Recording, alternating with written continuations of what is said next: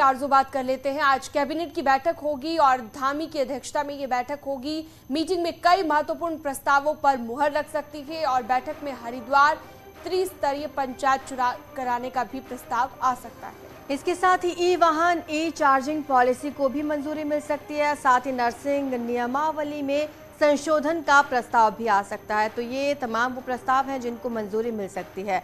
कई प्रस्तावों पर मुहर लग सकती है। इस बैठक में ई वाहन ई चार्जिंग पॉलिसी का प्रस्ताव रखा जा सकता है। नर्सिंग नियमावली में संशोधन का भी प्रस्ताव है और देखने वाली बात होगी आज किन किन मुद्दों पर चर्चा की जाएगी और कौन से प्रस्तावों पर मुहर लगेगी।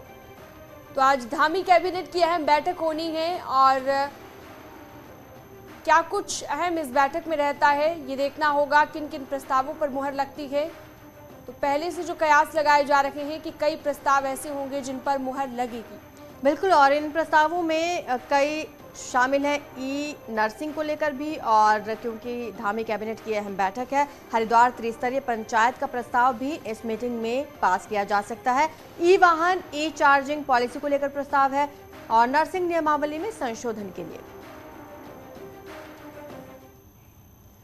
फिजूल खर्ची को रोकने के लिए सीएम के निर्देश पर नया आदेश जारी किया गया है और अधिकारियों के निजी स्टाफ में कटौती की गई है। अपर मुख्य सचिव और कमिश्नर को अब 4 के बजाय 3 ही सहायक मिलेंगे, जबकि प्रमुख सचिव को 4 के बजाय 2 सहायक दिए जाएंगे। वहीं सचिव और प्रभारी सचिव के निजी स्टाफ को 3 के बजाय 2 किया गया है, जबकि संयुक्त सचिव उप सचिव को भी 2 के बजाय 1 निजी स्टाफ की इजाजत दी गई है। मुख्यमंत्री के निर्देश के बाद सचिवालय प्रशासन ने यह आदेश जारी किया है और फिजूल खर्ची को रोकने के लिए ये बड़ा कदम सीएम के निर्देश के बाद उठाया गया।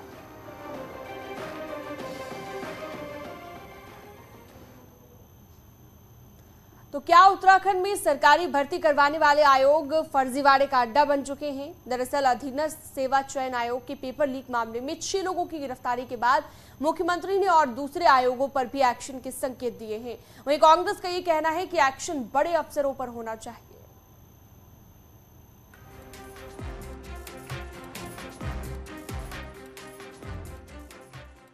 उत्तराखंड में सरकारी नौकरी ना के बराबर हैं और जो हैं भी उनका पेपर लीक हो जाता है। तो सवाल है कि क्या सरकारी नौकरी की भर्ती परीक्षा कराने वाले आयोग सेटिंग का अड्डा बन चुके हैं? अधीनस्थ सेवा चयन आयोग में पेपर लीक मामले में एसटीएफ ने 6 लोगों की गिरफ्तारी की और ये एक्शन तब हुआ जब शिकायत सीधे मुख्यमंत्री के पास पहुंची।